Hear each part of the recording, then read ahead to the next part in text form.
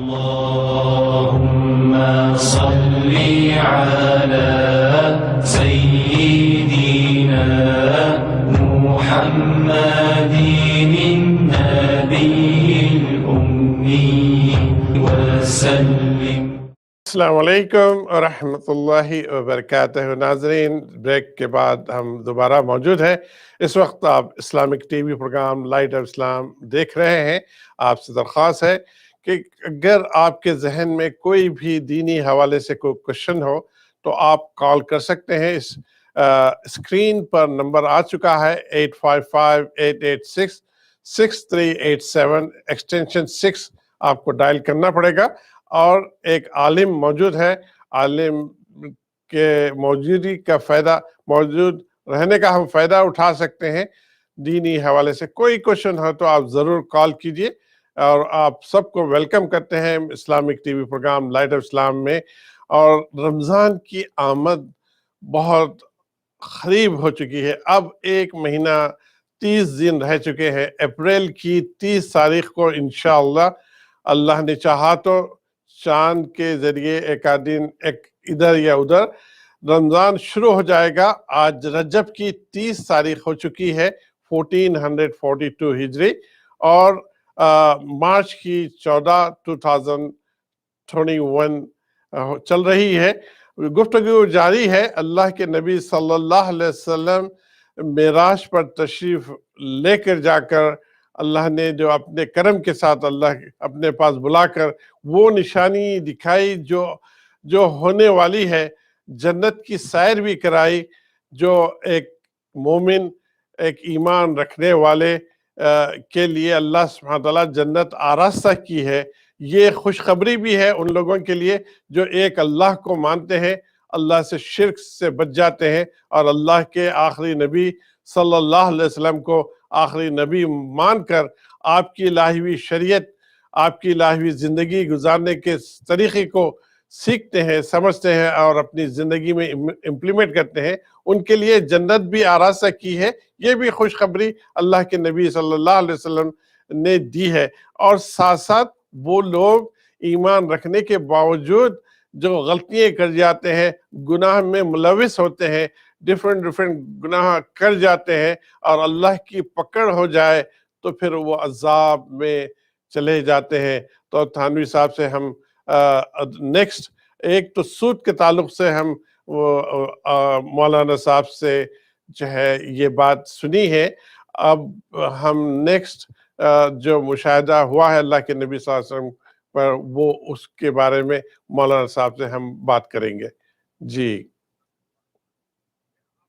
صلی اللہ علیہ وسلم کہ ہم آگے بڑھے تو میں نے دیکھا کہ کچھ لوگ ایسے ہیں کہ جو گویا زمین پر لیٹے ہوئے ہیں، اور ایک فرشتہ ان کے سر کے اوپر کھڑا ہوا ہے۔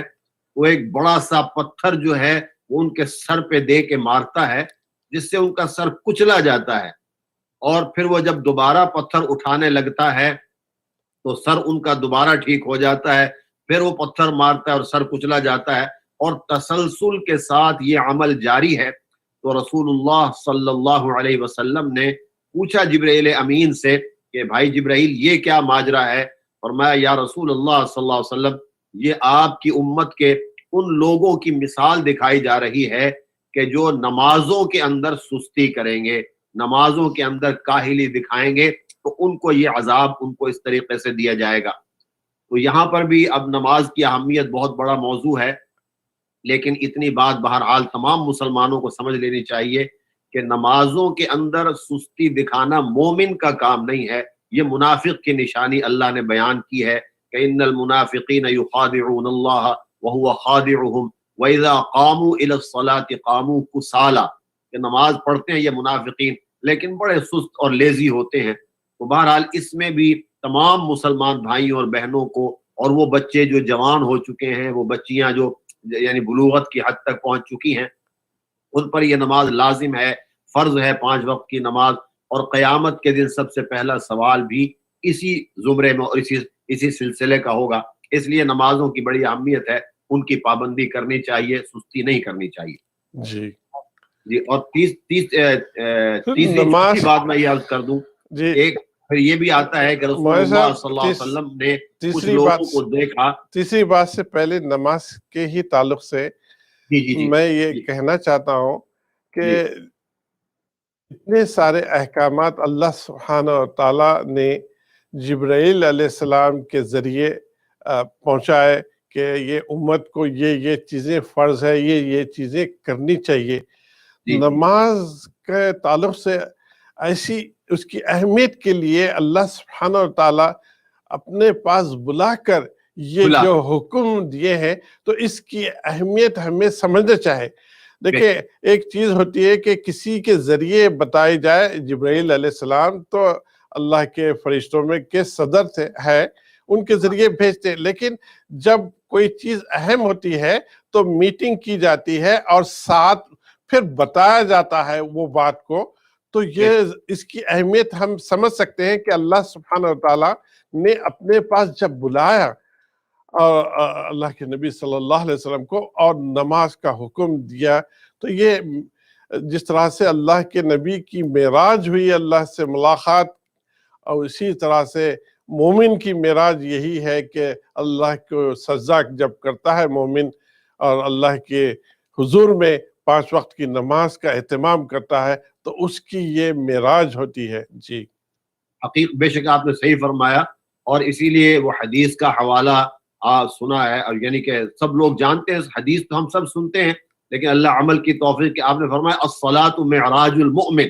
جی کہ میری معراج یہ تھی کہ میں اوپر گیا، لیکن تمہارے لیے تمام مسلمانوں کے لیے کتنی بڑی خوشخبری ہے کہ مسلمان بھی مومن بھی چاہتا ہے کہ معراج ہو. تو اس کی معراج کیا ہے؟ نماز ہے، کہ نماز میں وہ اللہ سے ملاقات کرتا ہے. اور جیسے آپ نے ارشاد فرمایا، اور میں نے لوگوں سے بھی یہ بات کہی کہ رسول اللہ صلی اللہ علیہ وسلم کا ارشاد یہ ہے کہ جب آدمی سجدہ کرتا ہے تو رحمان کے قدموں پہ سجدہ کر رہا ہے، ان کے درمیان سجدہ کر رہا ہے، یہی معراج ہے. اور اس کو اقبال نے کہا کہ در بدن داری اگر سوز حیات، در بدن داری اگر سوز حیات، ہست معراج مسلمہ در صلات، اور ورنہ داری سوز گرم اندر بدن، سجدہ اے تو نیست جز رسم کہن. تو اگر اللہ تعالیٰ یعنی انسان کے قلب میں محبت اور معرفت پوری طرح اتار دیتا ہے تو پھر مسلمان کو معلوم ہوتا ہے کہ نماز ہی اس کی معراج ہے. بہرحال مولانا صاحب اس اور ایک چیز اس میں میں ایڈ کرنا چاہتا ہوں. بہت سارے لوگ یہ ایکسکیوز کرتے ہیں کہ ہم جاب کرتے ہیں، ہم بزنس کرتے ہیں، ہمارے پاس ٹائم نہیں ہوتا کہ ساری نمازیں ادا کر سکے. تو کم از کم میں ان کے لیے ایک ایڈوائز دینا چاہتا ہوں کہ فرض نماز کا کم از کم اہتمام کریں، کیونکہ فرض نماز کی ہی پوچھ ہے. تو فرض نماز کا اہتمام کریں، پھر جب آپ کو اللہ سبحانہ تعالیٰ دھیرے دھیرے جو تقوی حاصل ہوگا، آپ خود سنتوں پڑھیں گے، نوافل پڑھیں گے، آپ اس کو آگے جا کر. لیکن کم از کم جب لوگ نماز کے عادی نہیں ہیں، کم از کم فرض نماز پڑھنے کے عادی بن جائیں. اور گھروں میں یہ مشورہ دینا چاہتا ہوں کہ گھروں میں ایک سے زیادہ لوگ رہتے ہیں، اذان دے کر اپنی، اگر بیٹا ہے اور بھی فیملی ہے تو جماعت چھوٹی سی بنا کر جو ہے گھر میں بھی اہتمام کر سکتے ہیں نماز کا، اور اذان دے کر اپنے گھروں میں یا آفس میں 1 سے 4 لوگ، اگر کوئی بزنس مین ہے تو ایک روم بنا دیں وہاں پر، تاکہ وہ نماز کا روم جب ظہر کا ٹائم ہو، عصر کا ٹائم ہو، جب تک بزنس کھلا ہو تو نماز کے ٹائم میں وہ جا کر اپنی نماز ادا کر سکے. یہ بزنس مین کے لیے بھی مشورہ ہے کہ اپنے بزنس میں ایک روم نماز کے لیے رکھ کر جو ہے نماز کا اہتمام کریں. اپنے سارے امپلائیز کو موقع دیں کہ وہ بھی اپنی فرض نماز وہ پڑھ سکے. جی یہ بالکل آپ نے صحیح فرمایا. اصل میں جب ہم ایگریمنٹ کرتے ہیں نا کہیں جاب کے لیے، تو آپ کو پتا ہے ہم جو امپلائی یعنی جو ہمیں رکھ رہا ہے آدمی، جو اونر ہے، وہ اپنی کچھ شرائط رکھتا ہے کہ بھئی میری یہ شرط ہے، یہ شرط ہے، یہ شرط ہے. تو اسی میں اگر مسلمان امپلائی جو ہے وہ اپنے باس کو اور اپنے اونر کو یہ کہہ دے کہ جی میں آپ کی ساری شرائط تسلیم کر رہا ہوں، لیکن یہ جو 5 منٹ ہیں مجھے، جیسے آپ نے فرمایا کہ میں یہ 5 منٹ مجھے ملیں گے، میں ظہر ادا کر لوں گا، 5 منٹ ملیں گے عصر ادا کر لوں گا، تو کوئی بھی آدمی اس سے انکار نہیں کرے گا, اور اگر کوئی انکار کرے گا تو میں جو کام کرنے والا ہوں میں کم از کم اپنی ذمہ داری سے اللہ کے سبکدوش ہو جاؤں گا. پھر اگر وہ اجازت نہیں دے گا تو اب اس پر بار آئے گا, مجھ پر بار نہیں رہے گا کہ میں نے اجازت مانگی ہے. اور دوسری صورت یہی ہے کہ اگر نماز قضا ہو بھی گئی ہے تو کوئی بات نہیں, اول تو کیونکہ وقت کے اندر بڑا سٹریچ ہے, ظہر کا وقت شروع ہوتا ہے تو عصر کے وقت تک رہتا ہے, عصر کی نماز کے بعد عصر کا وقت مغرب تک رہتا ہے, مغرب کے بعد عشاء تک, تو وقت کے اندر بڑا سٹریچ ہے. تو اس لیے یعنی 5 منٹ نکالنا کوئی مشکل کام نہیں ہے. اور اگر آپ, کیونکہ یہاں نیو یارک میں آج کل ہوں, کئی ہمارے دوست ہیں جو اپنے اونر کو یہ کہہ چکے ہیں کہ جی ہمیں نماز کے لیے یہ وقت چاہیے, وہ کہتا ہے کوئی بات نہیں. بہت سے لوگوں کو ٹائم مل جاتا ہے, دیکھیں کچھ لوگوں کے جو اڑ جاتے ہوں گے, تو بہرحال بڑے راستے ہیں نکالے جا جی سکتے ہیں. بالکل, اللہ اس کنٹری میں خصوصاً نان مسلم بھی باس ہو, نان مسلم بھی آرگنائزیشن ہو, وہ بھی آپ کو ٹائم دیتے ہیں اللہ کے لیے, اللہ کی عبادت کے لیے وہ بھی دیتے ہیں. میں مشورہ ان کو دے رہا ہوں جو مسلم بزنسز ہے, ان کو میں مشورہ دے رہا ہوں کہ وہ اپنے بزنس میں جو ہے چھوٹی سی جگہ نکالیں اور اب خود بھی اور اپنے امپلائیز کو موقع دیں, بلکہ جماعت بنا کر وہاں نماز پڑھیں 5 منٹ کے لیے 7 منٹ کے لیے اپنے وقت نکالیں. لوگ سگریٹ کے عادی ہوتے ہیں, سگریٹ پینے کے لیے باہر جاتے ہیں کیونکہ اندر تو سگریٹ نہیں پی سکتے آفس میں یا بزنس پہ, تو باہر جا کے پیتے 5-7 منٹ اس میں نکل جاتے ہیں. اللہ کی عبادت کے لیے وہ وقت نکالیں اور اس کی اہمیت ہم میں اجاگر ہو, تاکہ ہم پھر اس بزنس مین کو برکت ہوگی جو نماز کا اہتمام کرے گا اپنے لیے اور اپنے امپلائیز کے لیے, تو اس بزنس کو کے لیے برکت بھی ہوگی اور اللہ کے پاس اس کا اجر بھی ہوگا. بے شک ایسی ہے. اب ایک بات اور عرض کر دوں کہ حدیث میں آتا ہے کہ رسول اللہ صلی اللہ علیہ وسلم فرماتے ہیں کہ میں نے ایک گروپ کو دیکھا, ایک جماعت کو دیکھا کہ ان کے کپڑوں پر, ان کے جسم پر کپڑے نہیں ہیں, بس اتنا سا ان کے پاس کپڑا ہے کہ جس سے انہوں نے اپنے پرائیویٹ پارٹس کو چھپایا ہوا ہے, بس اتنا کپڑا ہے, یعنی وہ بھی چیتھڑے لپیٹے ہوئے ہیں تاکہ جو ہمارے پرائیویٹ پارٹس ہیں وہ نظر نہ آئیں. تو رسول اللہ صلی اللہ علیہ وسلم فرماتے ہیں کہ میں نے جبرائیل امین سے عرض کیا, پوچھا کہ اے بھائی جبرائیل یہ کون لوگ ہیں؟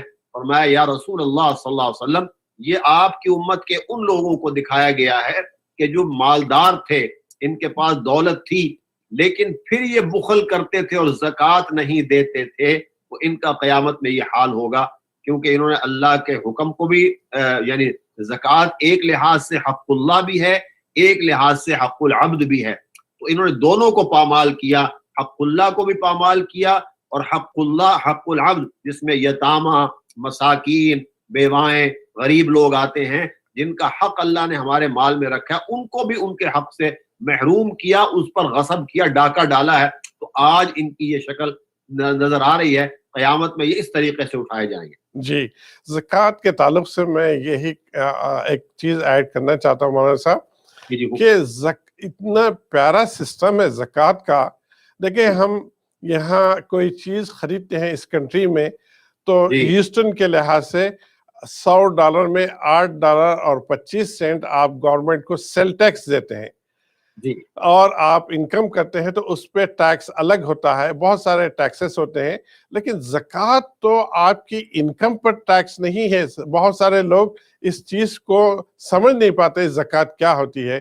زکوٰۃ تو وہ ہوتی ہے جو آپ کے پاس سرپلس پیسے ہو, جو سال بھر تک اگر آج آپ کے پاس $1000 ہے ایکسٹرا ہے, اور آج کے دن تک نیکسٹ ایئر تک آپ وہ $1000 کو استعمال نہیں کیے, اپنے اخراجات پورے ہو چکے ہیں, وہ $1000 آپ کے سرپلس میں ہے, ایکسٹرا رکھے ہوئے ہیں, تو اللہ سبحانہ و تعالیٰ کہتے ہیں کہ اس میں سے ہر $100 میں آپ $2.5 نکال کر اس غریب کا خیال کریں اور اس غریب مسکین کا خیال کریں, اس کو ڈونیٹ کریں. آپ کے اوپر فرض ہے, یہ تو ایک منیمم ہے, لیکن آپ اس سے زیادہ بھی دے سکتے ہیں. بہت سارے لوگ یہ کہتے ہیں کہ 2.5% دے کر ہم چھٹی پا گئے, لیکن وہ تو ایک منیمم ہے, اس سے زیادہ بھی دیا کریں.